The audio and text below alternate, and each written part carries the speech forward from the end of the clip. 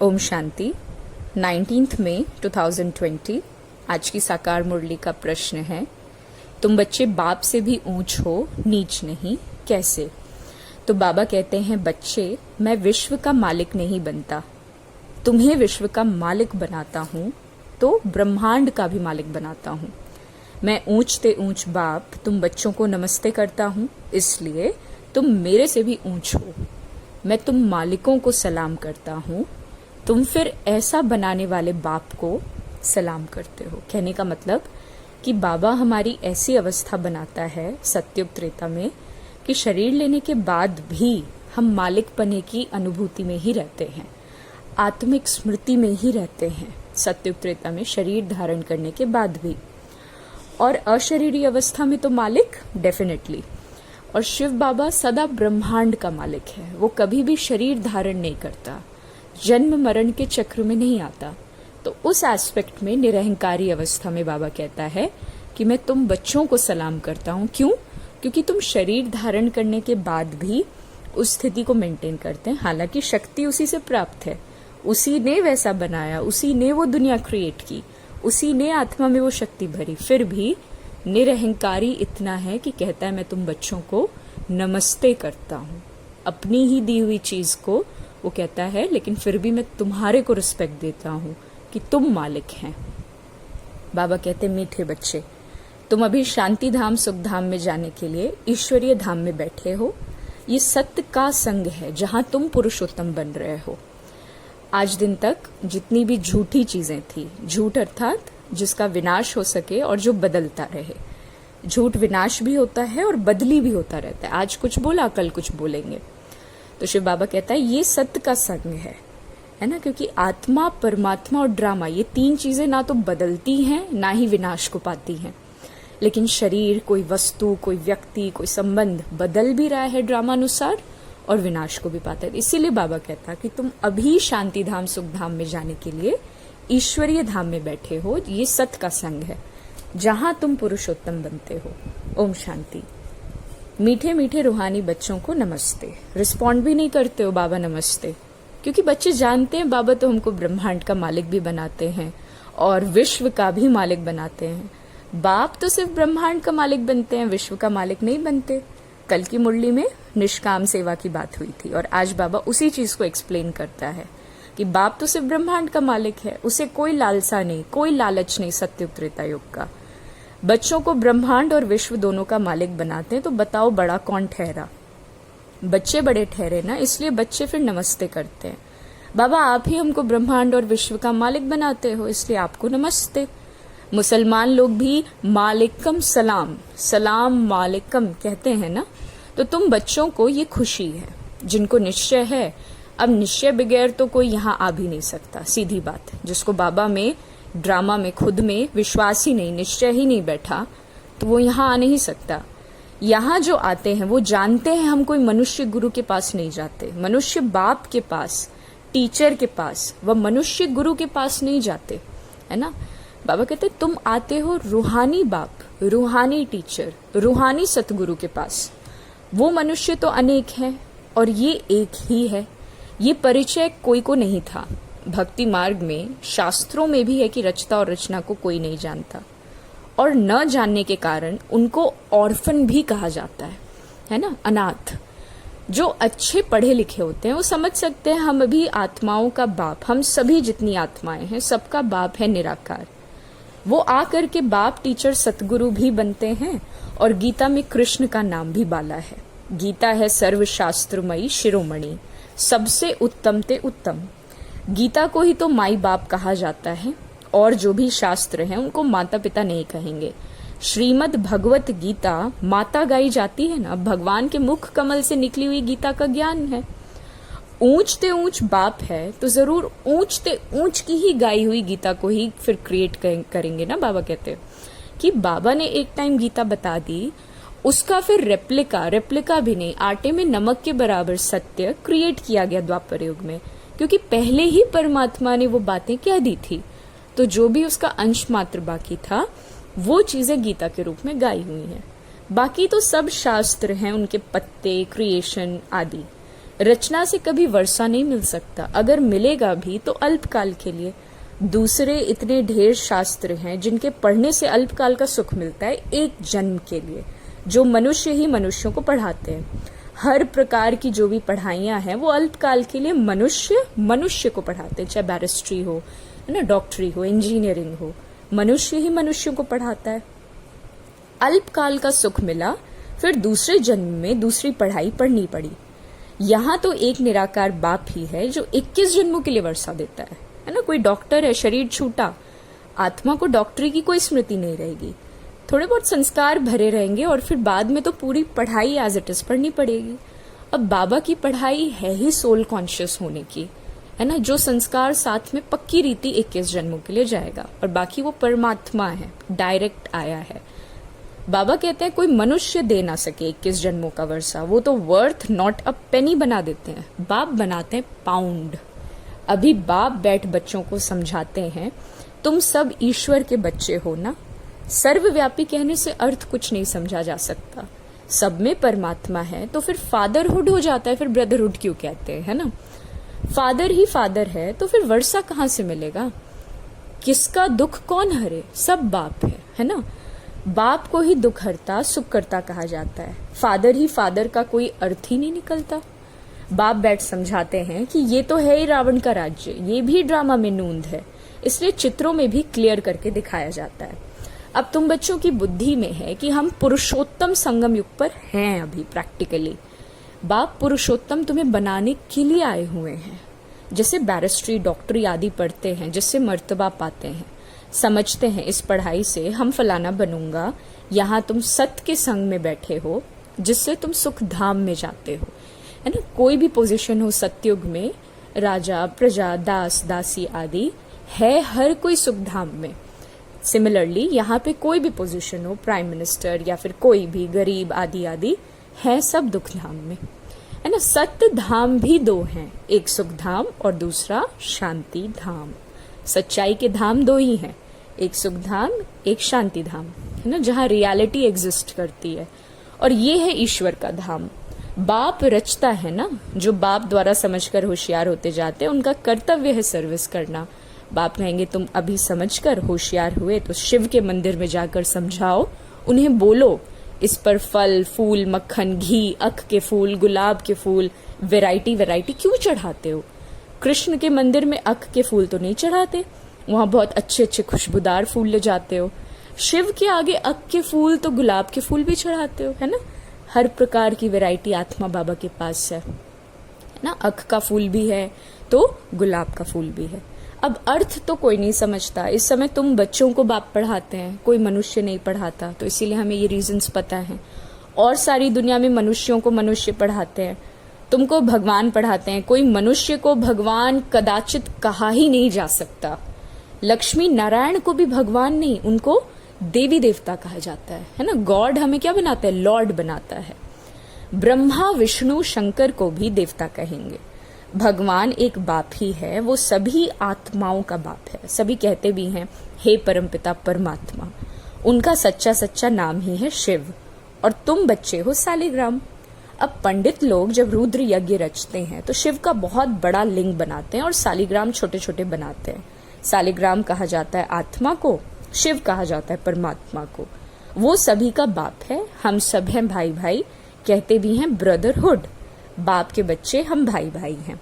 फिर भाई बहन कैसे हुए, प्रजापिता ब्रह्मा के मुख से प्रजा रची जाती है, वो है ब्राह्मण और ब्राह्मणियां। हम प्रजापिता ब्रह्मा की संतान हैं, इसलिए बीके कहलाते हैं। अच्छा, ब्रह्मा को किसने पैदा किया, भगवान ने। ब्रह्मा विष्णु शंकर ये सब क्रिएशन है ना, सूक्ष्म वतन की भी रचना हो गई। बाबा कहते ब्रह्मा मुख कमल से तुम बच्चे निकले हो, है ना। माउथ बॉर्न क्रिएशन है। नॉलेज मिली, बुद्धि के आधार पर समझा और बाबा ने हमें अपना बच्चा बनाया। ब्राह्मण ब्राह्मणियां कहलाते हो ना, तो तुम ब्रह्मा मुखवंशावली एडॉप्टेड हो। प्रजापिता ब्रह्मा बच्चे कैसे पैदा करेंगे, जरूर एडॉप्ट ही करेंगे। जैसे गुरु के फॉलोअर्स एडॉप्ट होते हैं, उनको कहेंगे शिष्य। तो प्रजापिता ब्रह्मा तो सारी दुनिया का पिता हो गया ना, उनको कहा जाता है ग्रेट ग्रेट ग्रैंडफादर रियलाइज करने वाली चीज है। प्रजापिता ब्रह्मा तो यहाँ चाहिए ना। अब सूक्ष्म वतन में भी ब्रह्मा है, नाम गाया हुआ है ब्रह्मा विष्णु शंकर, परंतु सूक्ष्म वतन में प्रजा तो नहीं होती है ना। वो तो फिर मन की स्थिति हो गई। सूक्ष्म वतन मतलब मन की स्थिति जो उस प्रकार की है।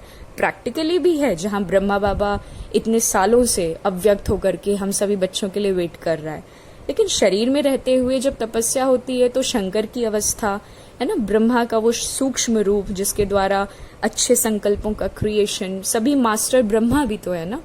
तो वो बाबा कहता कि वो लोग सूक्ष्म वतन में है, वहां तो प्रजा नहीं होती। प्रजापिता ब्रह्मा कौन है, ये सब बाप ही तो बैठकर समझाते हैं। वो ब्राह्मण लोग भी अपने को ब्रह्मा की औलाद कहलाते हैं। अभी तुम तो प्रैक्टिकल में हो। प्रजापिता ब्रह्मा के बच्चे आपस में भाई बहनी तो हो गए ना। ब्रह्मा को अडॉप्ट किया शिव बाबा ने, कहते हैं इस बूढ़े तन में प्रवेश कर तुमको राजयोग सिखलाता हूँ। मनुष्य को देवता बनाना ये कोई मनुष्य का काम नहीं है। बाप को ही रचता कहा जाता है।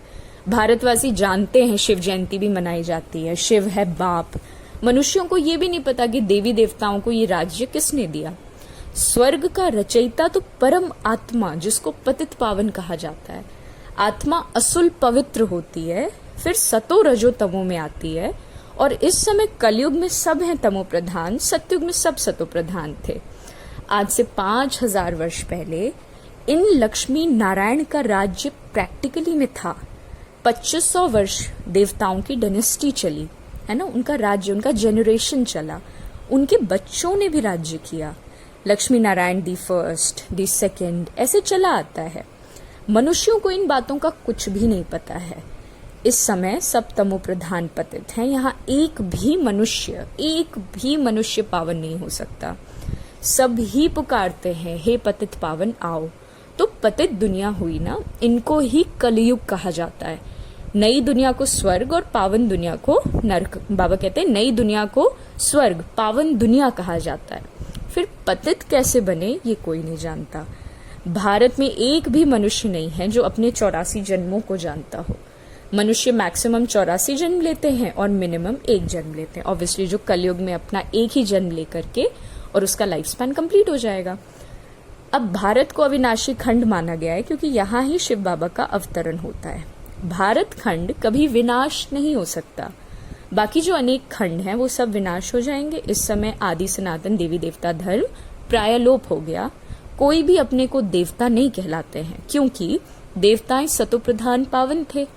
अभी तो सभी पतित पुजारी बन गए ना।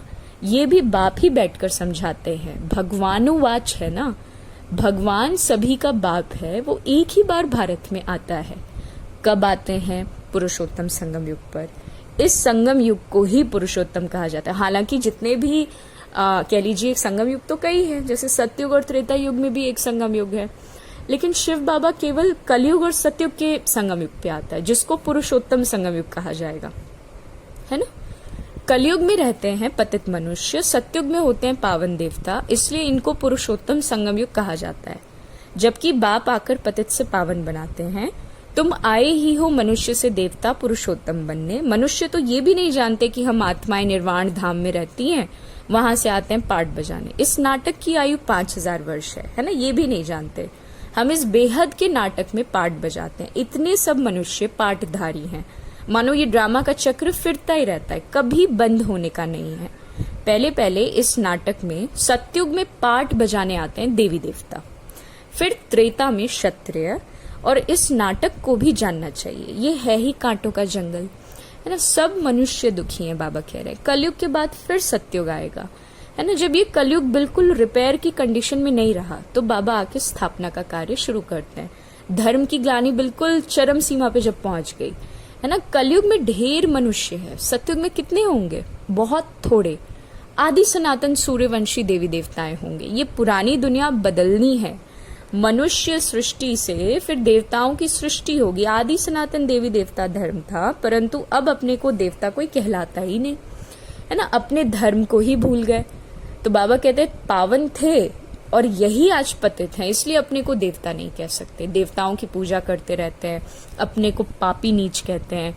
अब बाप समझाते हैं तुम ही पूज्य थे, फिर तुम ही पुजारी पतित बने हो। हमसो का अर्थ भी समझाया है ना, कह देते हैं आत्मा सो परमात्मा, है ना। बाबा ने उस चीज को भी क्लियर किया कि तुम ही देवता थे, आज तुम ही पतित हैं, आप ही पूज्य, आप ही पुजारी, है ना। वो कह देते आत्मा सो परमात्मा। ये है झूठा अर्थ, झूठी काया, झूठी माया, झूठा ये संसार। सतयुग में ऐसे नहीं कहेंगे। सच खंड की स्थापना बाप करते हैं, झूठ खंड तो फिर रावण बनाते हैं। ये भी बाप आकर समझाते हैं कि आत्मा क्या है, परमात्मा क्या है, ये भी कोई नहीं जानता। बाप कहते हैं तुम आत्मा बिंदी हो, तुम्हारे में 84 जन्मों का पाठ नूंधा हुआ है। हम आत्मा कैसी हैं ये भी कोई नहीं जानता। हम बैरिस्टर हैं, फलाना हैं, ये जानते हैं, बाकी आत्मा को तो एक भी नहीं जानते। बाप ही आकर पहचान देते हैं तुम्हारी आत्मा में 84 जन्मों का पाठ अविनाशी नूंधा हुआ है, जो कभी विनाश नहीं हो सकता। यही भारत गार्डन ऑफ फ्लावर था, सुख ही सुख था, अभी तो दुख ही दुख है। ये बाप नॉलेज देते हैं और तुम बच्चे बाप द्वारा अभी नई नई बातें सुनते हैं। सबसे नई बात है कि तुम्हें मनुष्य से देवता बनना है। तुम जानते हो मनुष्य से देवता बनने की पढ़ाई कोई मनुष्य नहीं पढ़ाता, भगवान पढ़ाते हैं। उस भगवान को सर्वव्यापी कहना ये तो फिर गाली दे देना है। अब बाप समझाते हैं मैं हर 5000 वर्ष बाद आकर भारत को स्वर्ग बनाता हूँ, रावण नर्क बनाते हैं। ये बातें दुनिया में और कोई नहीं जानता। बाप ही आकर तुमको मनुष्य से देवता बनाते हैं। गायन भी है ना, मूत पलीती कपड़ धोए, वहां विकार तो होता नहीं, वो है ही संपूर्ण निर्विकारी दुनिया। अभी है विशियस वर्ल्ड और बुलाते भी है पतित पावन आओ। हमको रावण ने पतित बनाया है, परंतु जानते नहीं कि रावण कब आया, क्या हुआ, रावण ने कितना कंगाल बनाया, कुछ भी नहीं जानते। भारत 5000 वर्ष पहले साहूकार था, सोने हीरे जवाहरों के महल थे, कितना धन था। अभी क्या हालत है। सो सिवाय बाप के सिरताज कोई बना नहीं सकता, ये तो क्लियर है, क्योंकि खुद में किसी में उस शक्ति नहीं है ना। जो हमारे पास होगा वही तो दूसरों को देंगे। तो अभी तुम कहते हो शिव बाबा ही भारत को हेवन बनाता है।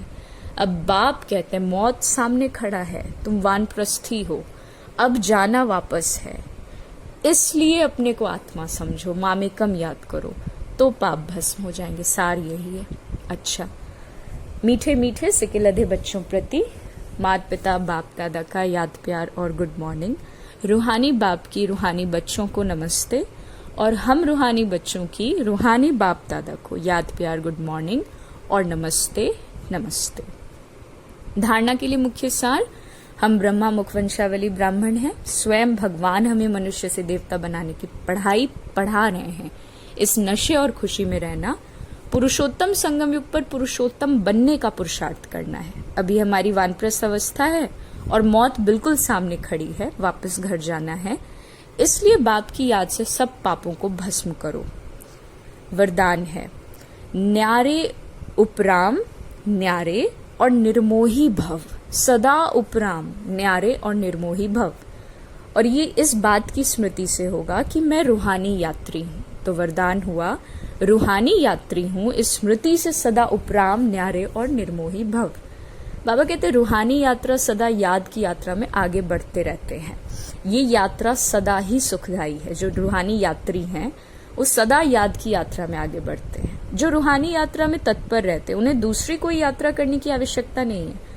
आज मजदूरों में घर पहुंचने की ज़ील एंथुजियाज्म है, इच्छा है, रीजन है घर पहुंचने का, तो वो अपनी यात्रा पर निरंतर हैं, नो मैटर व्हाट, बढ़े चले जा रहे हैं। तो हमें भी जब वो स्मृति फीलिंग होगी ना कि अब सच में घर जाना है, तो चाहे कितना भी स्पिरिचुअल जर्नी पे रहना पड़े, हम रहेंगे। इस यात्रा में सब यात्राएं समाई हुई हैं, मन व तन से भटकना बंद हो जाता है। तो सदा यही स्मृति रहे कि हम रूहानी यात्री हैं। यात्री का किसी में भी मोह नहीं होता, उन्हें सहज ही उपराम न्यारे व निर्मोही बनने का वरदान मिल जाता है। स्लोगन, सदा वाह बाबा, वाह तकदीर और वाह मीठा परिवार, यही गीत गाते रहो। इन शॉर्ट, बाबा, ड्रामा, सत्ययुग, ये 3 बातें सदा स्मृति में रहें, क्योंकि सत्य सच में यही है। ओम शांति।